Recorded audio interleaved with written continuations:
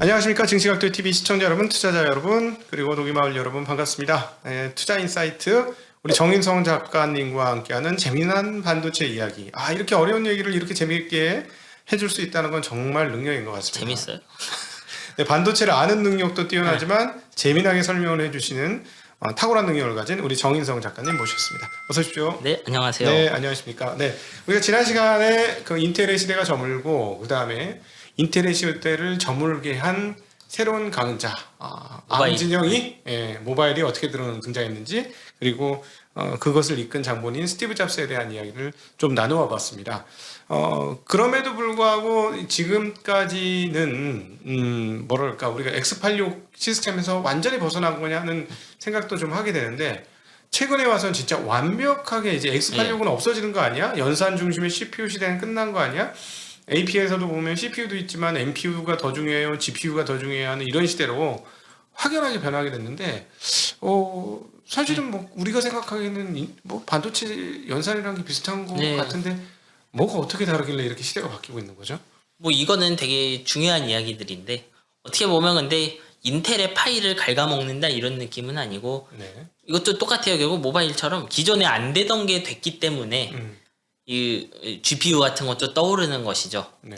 그러니까 무엇이 안 됐고 왜 안 됐는지 이런 걸 좀 들어보는 게 이걸 이해하는 데 도움이 될 거예요. 네. 자, 그러면 일단 이야기를 해보면 원래 예전에 컴퓨터들은요 그냥 이제 컴퓨터 뭐 모니터 있고 키보드 있고 하잖아요. 그렇죠. 그러면 그래픽 처리는 CPU가 직접 다 했어요. 게임 같은 거 한다 그러면 제가 조작도 컴퓨터로 하면 게임의 그 흐름도 CPU가 관리하고요.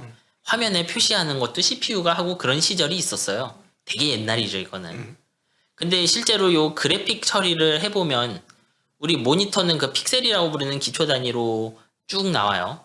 예를 들면 그 640, 480이면 가로 640개, 세로 480개 픽셀을 표시해야 되는데 전박이들이 있다는 거죠. 네. 근데 CPU라는 물건은 발전하는 방향이 그런 픽셀 하나하나를 따로따로 처리하는 것보다는요.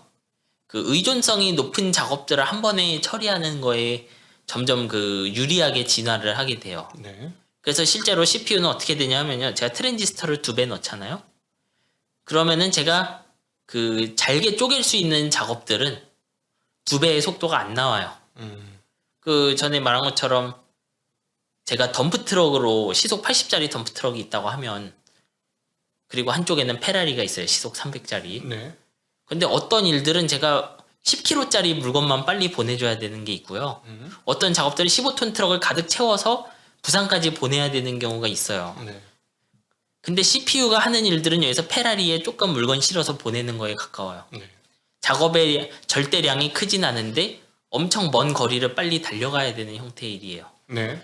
근데 그 모니터에 뭔가 표시하는 일은 덤프트럭으로 하면 되는 일에 가까워요. 아주 고사양의 작업이 아니라는 거. 복잡한 계산은 아니라는 네, 복잡한 거죠? 계산이 아닌데 대신 모니터의 그 픽셀 전체를 그 퍼 부어야 되는 그런 형태인 거예요. 그러니까 어떻게 보면 CPU라는 물건은 아까 말한 것처럼 레이싱카인데 이제 연산에서 레이싱카뿐만 아니라 덤프트럭이 필요해진 시기가 온 거예요. 쉽게 얘기하면은 미적분 수준의 어려운 문제를 풀어야 되는 거를 CPU가 금방 처리 끝내. 금방 끝내. 너무 쉬워. 이렇게 했다면 GPU는 더하기 빼기 해줘야 되는데 한 10,000개 해야 그냥 된다. 한꺼번에 그냥 한 면 쫙 네. 나뉘고 한 번에 그냥 답 정답하고 딱 놔준다는 얘기죠. 그렇죠. 음. 그런 식으로 되어 있는 거예요. 네. 그런 게 필요해진 거죠. 그래픽 요구사항이 높아지면서. 그래픽은 사실은 여기다 적색, 여기다 청색, 그 픽셀마다 여기는 무슨 색, 무슨 색, 요걸 맞아요. 넣어라. 네. 이런 개념이니까 단순한 네. 거죠, 명령이. 그리고 네. 그 픽셀에 다음 값은 또 이렇게 넣고 또 다음 값 넣고 다음 값은 그 전 값에 뭐 30 더해라 이런 식으로 나올 거잖아요. 그러니까 병렬 연산이 중요한 거군요. 네. 한꺼번에 동시다발로 그렇죠. 한꺼번에 예. 일 처리해 주는 게 중요한 거죠. 네, 그렇게 동시에 처리하는 일이 중요했던 거예요. 그래서 이제 그래픽 카드 회사들도 역시 여러 개 생겨났죠. 90년대. 이제 당시에 강했던 회사는 그 부두라는 그런 그래픽 카드를 만들었는데 이제 그러던 중에 거기 도전장을 내밀었던 게 사실 엔비디아예요. 네. 그때 뭐 ATI도 있고 부두도 있고 그랬는데 네. 거기서 여러 싸움을 하다가 엔비디아가 마지막에 승리를 거두죠. 이제 그 지포스라는 물건이 나오면서 지포스 256일 거예요 아마. 네. 그땐 저 뭐 초등학생이었으니까 기억이 잘 안 납니다, 사실. 맞아요. 그 게임은 지포스를 달아야 돼. 그래픽 카드는 지포스 달아야 돼. 뭐 ATI도 달고 네. 막 그랬던 기억이 납니다. 네. 뭐 ATI는 지금 AMD죠. 음. 하여튼 그렇게 해서 그 부두 만들던 3DFX사가 3DFX일 거야 아마. 그 회사는 망하고 드디어 엔비디아와 ATI 시대가 열렸죠. 네. 근데 거기에서 이제 ATI도 뭐 나름 노력은 했지만 엔비디아가 정말 좀 야심이 많았던 것 같아요, 제가 보면. 그러니까 그래픽에서 승자가 됐는데 이제 그래픽에만 만족을 못 하는 거죠, 여기도. 네. 그러니까 이쪽에선 계속 이렇게 찾는 거야. 그래픽 잘하자도 중요하긴 한데 그런 대규모 병렬 연산이 중요한 태스크를 열심히 찾아다니자는 거죠. 그게 뭔진 몰라요, 물론. 그때까지는. 예, 네. 근데 필요해 보이면 전부 다 도전장을 내미는 형태인 거죠. 네. 그래서 그 엔비디아 같은 데는 그 AGI라는 회사도 인수하고 그랬어요. 이 AGI라는 회사는 물리 연산 전문 회사였는데 이 AGI라는 회사는 그 그래픽 카드 마냥 물리 연산 전용 카드를 컴퓨터에 꽂아야 된다. 그래서 PPU라고 부르는 물건을 설계해서 팔았어요. 우리는 그 무조건 물리 연산만 하는 카드를 할 거야. 그렇게 해서 게임에도 팔고 그 시뮬레이션 하는 회사에도 팔고 할 거야. 근데 요거를 엔비디아가 보니까 뭐 비슷해 보였겠죠. 우리도 저쪽도 물리 연산 하려면 대규모 패러렐을 해야 되고 우리도 대규모 패러렐을 하잖아. 그리고 뭐 인수를 해버렸어요. 그래서 그렇게 인수해서 나온 거죠 이제. 네. 그래서 그쪽에 그 AGI가 가지고 있던 기술 일부를 가져가기도 하고 했어요. 물론 그 물리 연산 요구치는 생각만큼 지금 그렇게 높진 않아요. 해보면 네. 당시 엔비디아는 아마 게임 같은 거 할 때 물리 연산에서 화면이 해상도가 높고 그 텍스처가 높은 것도 좋은데 특정 물체가 현실적으로 날아다니는 것도 되게 중요하다고 생각했던 것 같아요. 네.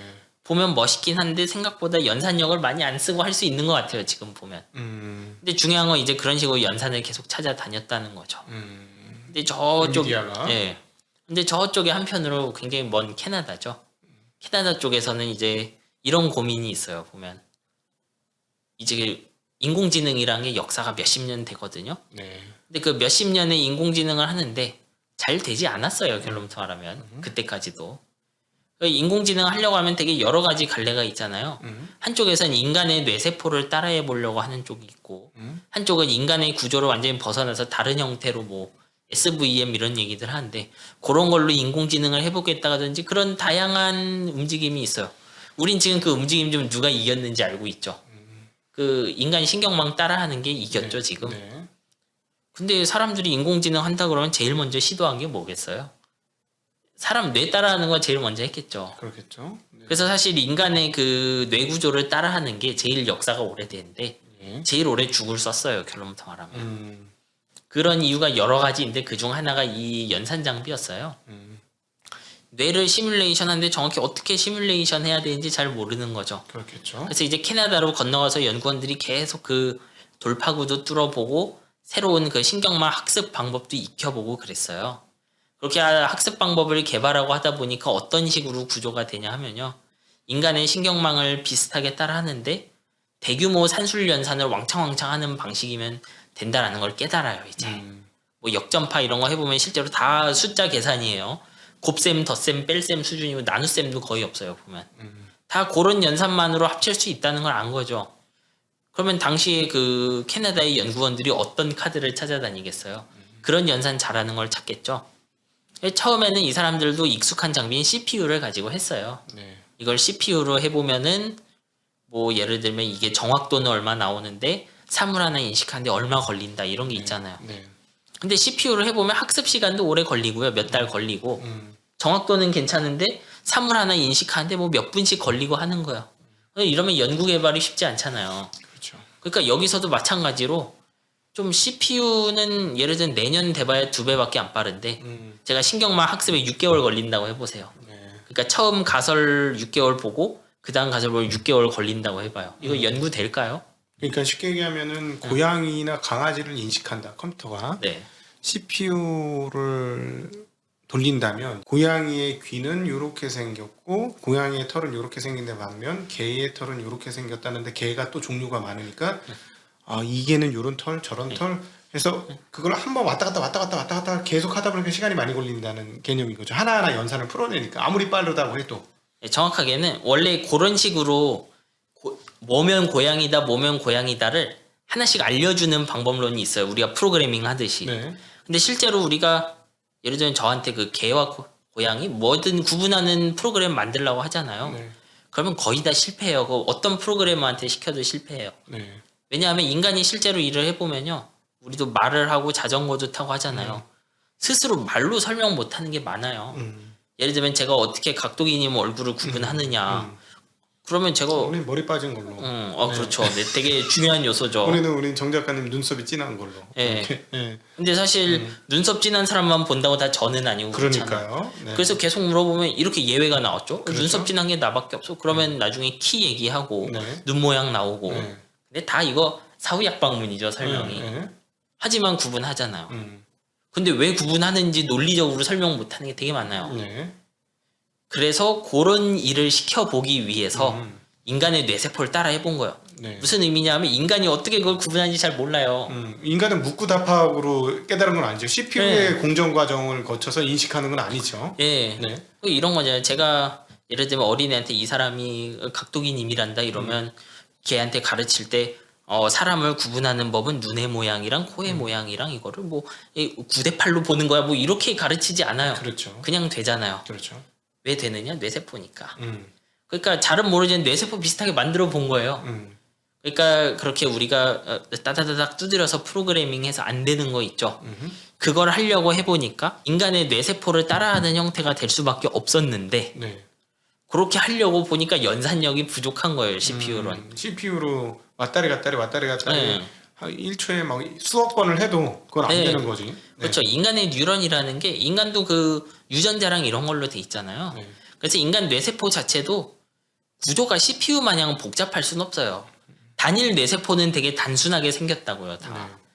그러니까 우리가 인간 뇌세포를 따라하는 무언가 하려고 하면 단순한 연산이 잔뜩 엮여 있는 어떤 칩으로 하는 게 훨씬 빠른 거예요. CPU는 그렇게 하기엔 너무 복잡하죠, 구조가. 그래서 그 고민을 하다가 인공지능 학자들도 GPU를 쓰는 사람 나온 거예요, 이제. GPU를 해볼까? 뭐 이런 고민을 하는 거죠.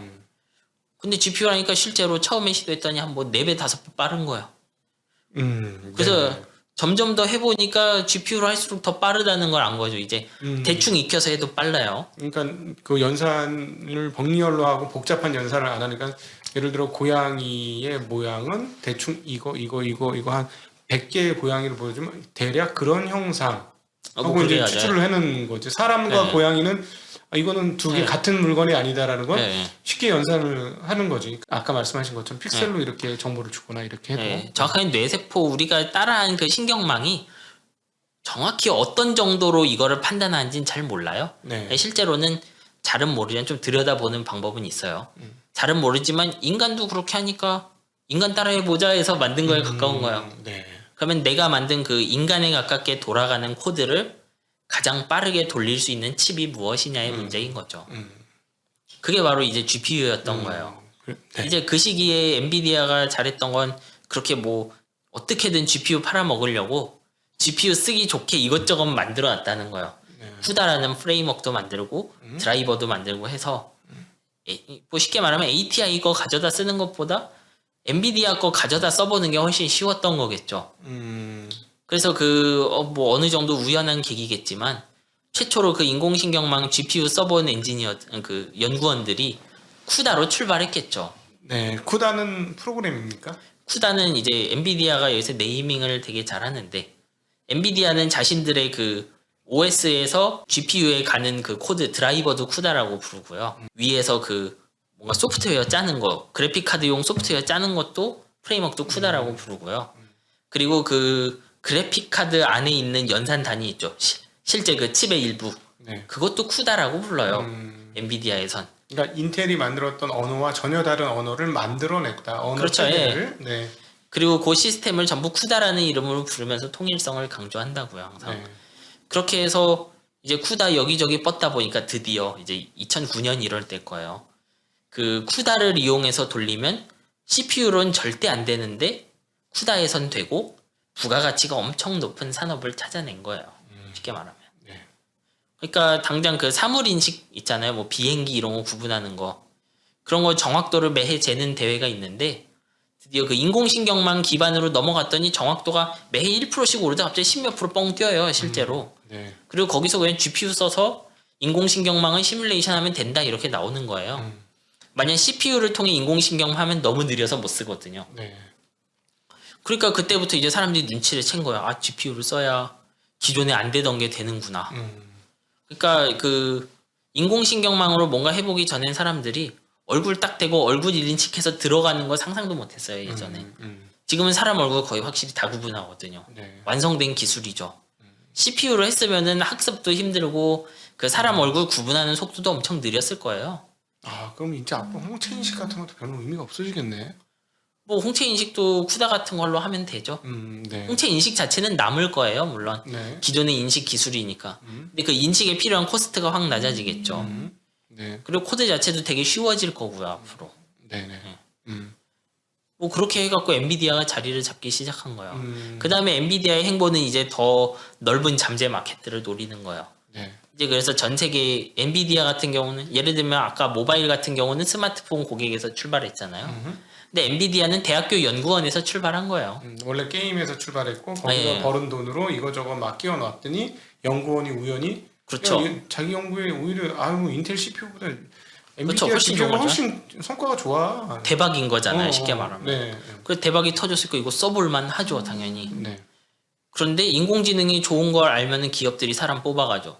누구 뽑아가요? 어제까지 쿠다 쓰고 연구하던 걔를 뽑을 거예요. 그럼 걔가 회사 가면 뭘 사자고 하겠어요? 엔비디아 GPU 사자고 얘기할 거예요. 네. 그리고 기업 입장에서도 그런 엔비디아 GPU를 사요. 왜냐? 예를 들면 ATI가 반값의 GPU를 썼는데 지금 인공지능으로 뭐 하면 돈 10배 벌 것 같아요. 그러면 고작 그 집 가격이 중요하겠어요. 그렇죠. 네. 그러니까 안 되던 게 되고 거기서 부가가치 나오니까 또 몰려 들어가는 거예요. 네. 그리고 엔비디아는 거의 쿠다라는 자기 생태계가 있는 거고 연구원들이 잔뜩 만들어 놓은 쿠다 중심의 코드를 가지고 있는 거죠. 네. 그렇게 해서 차지하게 되는 거예요, 자기 자리를. 그러니까 그동안에는 이제 CPU 시대, X86 시대에서 또 다른 CPU인 ARM 기반의 그 시대가 열렸다는 네. 것을 우리가 한번 알아봤는데 이번에는 또 CPU 계열이 아닌 아예 GPU 계열이 어떻게 튀어나와서 자리를 잡게 됐는지. 네, 그렇죠. 그렇다면 의문이 생기는 게 GPU는 단순 병렬 연산을 하지만 더 많은 걸 시도하려고 노력을 할 것 같습니다. 앞으로. 네, 뭐 계속 그렇게 하고 있죠. 어떻게 보면 지금 GPU도 예전에는 그런 단순 텐서 연산 FMA 이런 거 하는데 조금씩 그 뉴럴넷에 맞는 무언가를 추가하고 있어요. 잘 보면은. 네. 뭐 그것뿐만 아니라 그래픽에서도 이제 뭐 레이트레이싱 이런 거 한다고 전용 코어도 넣고요. 여전히 그래픽 쪽을 소홀히 하고 있진 않아요. 이렇게 좀 새로운 어떻게 보면 기믹거리기도 하고 어떤 경우에는 신기술이기도 한데 그런 걸 이제 근데 웨이퍼가 너무 커지니까 쓸데없는 거 많이 넣으면 네. 그 밸런스를 조정해 나가고 있는 거죠. 네. 그리고 한편으로는 구공정들을 이용해서 좀 그 머신러닝에 처음 입문하는 사람들 끌어들일 일도 해요. 이제 제슨 이런 물건들이 있어요. 엔비디아는. 예전에 제 엔비디아 7나노 가지고 보통 생산하는데 과거 22나노 이런 물건도 지금 팔아요. 네. 근데 뭘 하냐 하면은 그 조그만 로봇 만드는 키트 같은 거 있죠. 그런 거를 한 20만 원에 팔아요. 보면 엔비디아가. 네. 그거 실제로 써보면 제가 인터넷도 할 수 있는 컴퓨터에 가깝거든요. 근데 보면 걔는 엔비디아 쿠다가 들어가 있어요. 그냥 그래픽으로. 그래서 제가 그거 뭐 바퀴 같은 거 달고 하면 로봇으로 만들 수 있고 그래요. 그래서 좀 작게는 제가 방에 저전력으로 돌릴 수 있는 인공지능 카메라를 만들 때 쓸 수도 있고요. 그리고 그걸 통해서 뭐가 되는 거라면 좀 더 비싼 상품으로 갈 수도 있고 그래요. 네. 그래서 엔비디아는 그 처음 쿠다에서 성공한 거를 좀 더 작은 디바이스 쪽으로도 확산하려고 많이 노력하고 있죠. 그리고 밸류가 낮으니까 그런 데는 대신 TSMC 옛날 공정으로 제조하고요. 네. 그렇게 해서 진입하면 또 이제 또 더 나은 생태계 끌어들이고. 그러면 지금 엔비디아가 굉장히 야망이 많다라는 게 느껴진 게 이번에 굉장히 큰 돈을 주고 ARM을 인수하려고까지 사실은 CPU 진영이라고도 볼 수 있잖아요. 물론 네. AP 진영이긴 하지만 CPU 진영이라고 볼 수 있는 ARM. 그러니까 GPU 시장에서 이제 왕자 자리를 차지했는데 그걸로 만족하지 못하고 뭔가 더 나가겠다라는 의지가 있었던 거네요. 그러면. 뭐 저는 좀 이해는 돼요. 여기서 쿠다라는 것도 한 생태계로 얘기를 했지만 실제로 이 머신러닝 유행하면은 GPU만 팔리는 게 아니고 서버 팔아야 되니까 CPU도 많이 팔리고 메모리도 많이 팔리고 해요. 네. 그리고 끝까지 뭐 솔직히 시총은 많이 오르긴 했지만 지금 실적 보면 인텔이 뭐 순이익이랑 이런 거 훨씬 높잖아요. 엔비디아보다. 예, CPU의 힘은 되게 강력해요. 왜냐하면 결국 가운데서 중심 잡고 뭔가 일을 시키고 하는 건 다 CPU거든요. 네. 그러면 엔비디아 입장에서는 항상 고민이 좀 들어요. 제가 슈퍼컴퓨터도 해야 되겠고 모바일도 진출하고 하려면 AP가 있는 게 좋아요. 정확하게 CPU 설계가 있는 게 좋죠. 근데 CPU 설계라는 게 나 혼자 쓰는 그런 명령어 이런 건 가능하지 않죠. 이미 유행하는 명령어를 쓰는 게 좋죠. 네. 생태계가 있는 거. 근데 X86 차지할 거예요? 인텔 인수할 수 있을까요? 아마 인수 안 될 거예요. 실제로 시도해봤자. 네. 그러면 지금 저쪽에 주인 없는 회사 하나 암 보이죠? 그 암도 암대로 트러블이 좀 있었거든요. 돈이 부족하니까. 네. 그래서 암에게는 암이 원하는 거 주고 대신 암을 타고 기존에 진출 못했던 곳들을 진출하고 싶었을 거예요. 지금 예를 들면 스마트폰의 GPU는 되게 무주공산이에요.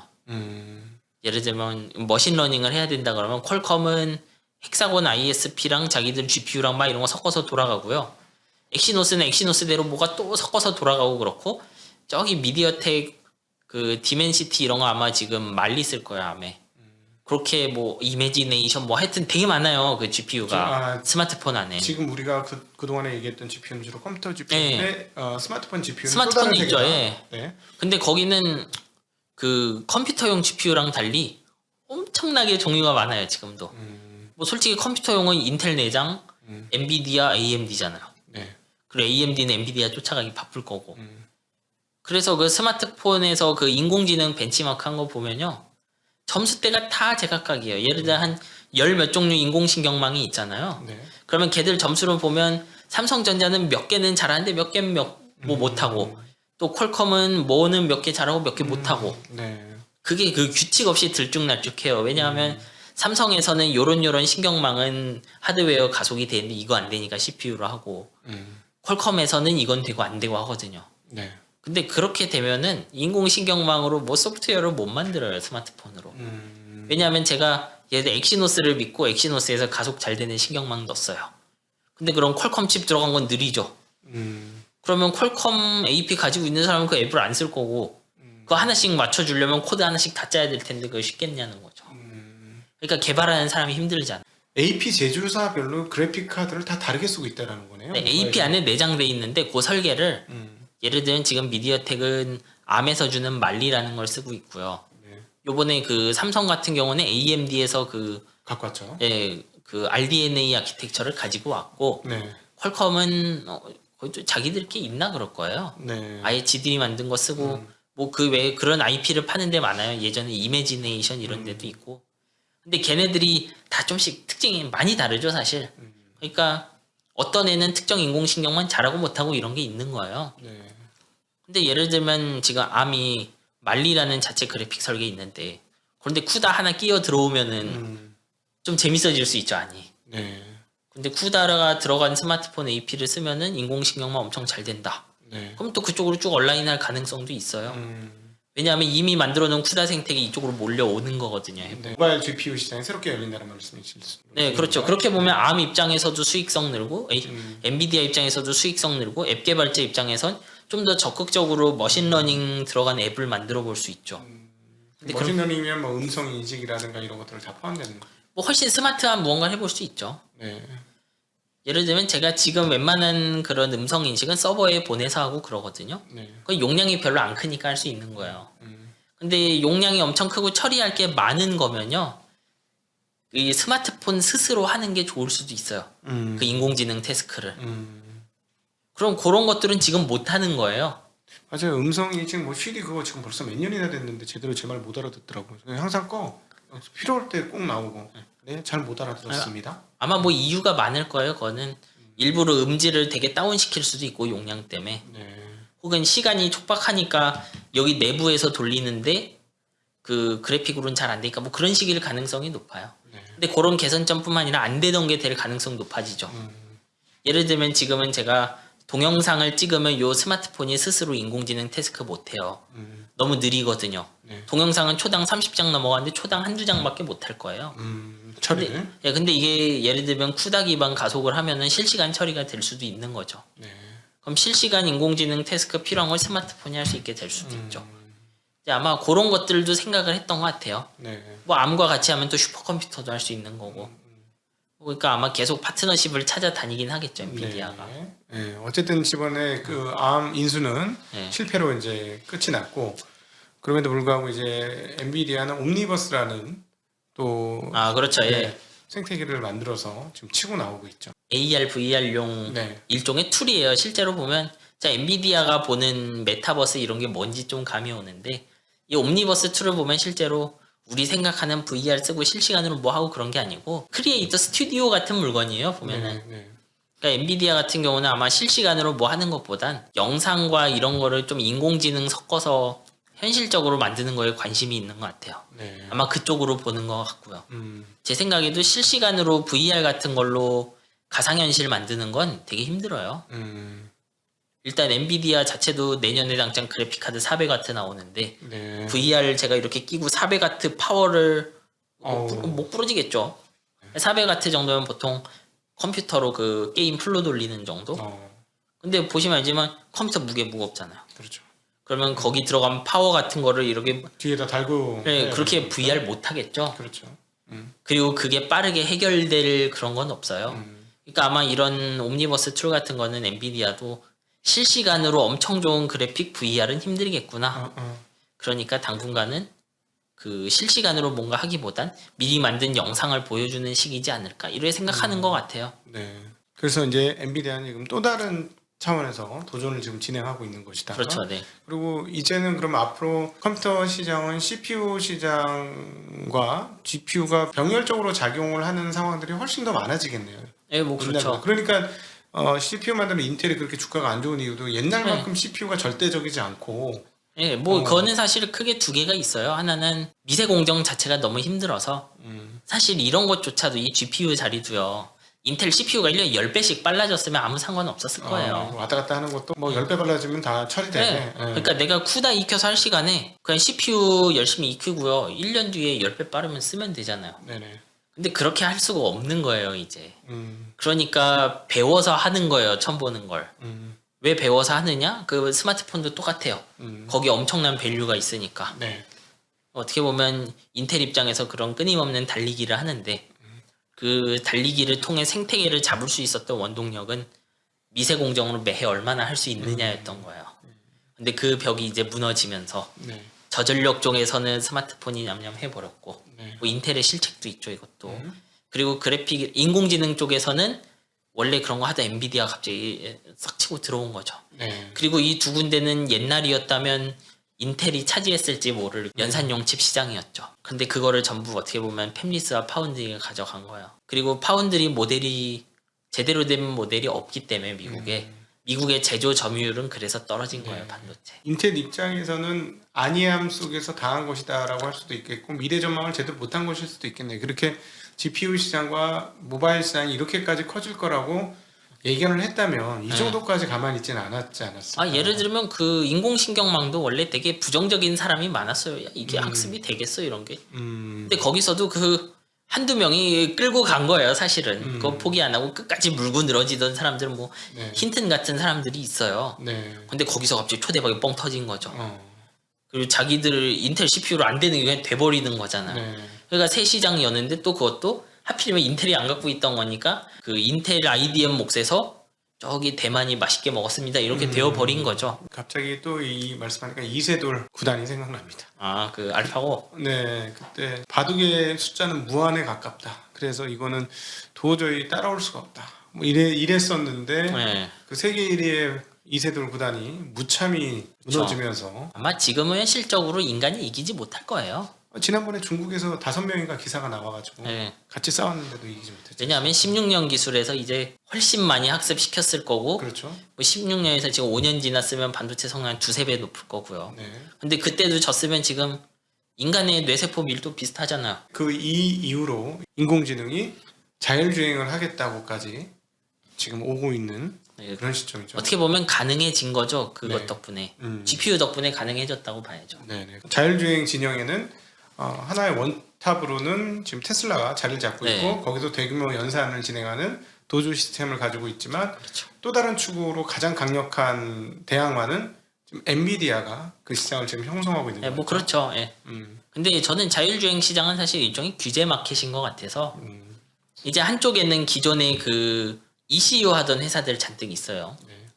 이 회사들은 자동차 주행은 알지만 인공지능을 상대적으로 잘 하진 못해요. 그렇죠. 그리고 한편으로는 ECU의 소프트웨어에 익숙해요. 자동차 회사들은. 네. 그 요쪽에 테슬라 이런 데는 완전히 사노세 스타일이겠죠. 네. 실리콘밸리 스타일인 거예요. 근데 지금 예를 들면 제가 오늘 바로 자율주행을 모든 규제를 푼다. 그러면 어디가 더 빨리 하겠어요. 사실 테슬라가 이미 그런 거 써봤고 사노세가 막 치고 들어올 거라고요. 네. 결과적으로 규제 장벽을 얼마나 빨리 풀고 합리적으로 규제 생기냐가 좀 정하는 것 같아요.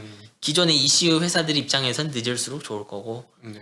그 실리콘밸리에서 빨리 열어 막 이럴 거고 좀 그래서 이런 건 기술력 차이보다는 규제를 보는 게 훨씬 나아 보여요. 기존의 자동차들은 자율주행 3.0에서 네. 막아놓은 이 시점, 뚝을 막아놓은 이 시점에 얼마만큼 추격을 해서 그렇죠. 비슷한 제품을 만드느냐가 핵심인데 그쪽도 개발자가 네. 없어가지고 허덕거리면서 그렇죠. 이게 뽕뽕 속에 빠져 있더라고요. 아마 좀 되게 혼란스러울 거예요. 기존의 ECU들 흐름은 되게 좀 작은 ECU 여러 개로 자기 롤을 하는 방식이었어요.